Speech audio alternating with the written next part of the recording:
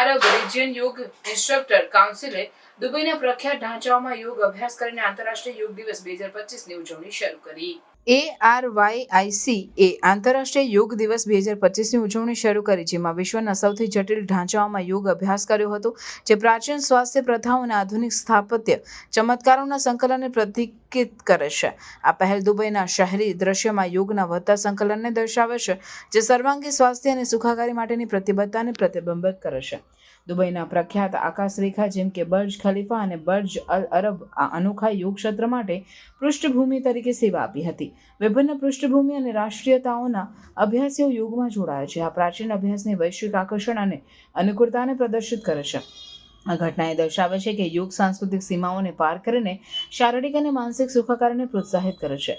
ARYICની આ ઘટનાઓમાં ભાગ લેવું એ આરબ પ્રદેશમાં યોગને પ્રોત્સાહિત કરવાની વિશાળ પ્રયાસનો ભાગ છે.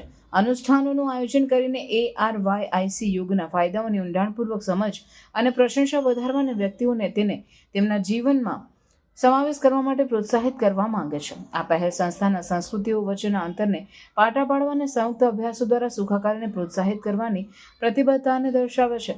જેમ જેમ દુબઈ વૈશ્વિક કેન્દ્ર તરીકે વિકસિત થાય છે, તેમ આ પ્રકારની ઘટનાઓ શહેરની સાંસ્કૃતિક તાણને વધારવામાં મહત્વપૂર્ણ ભૂમિકા ભજવે છે.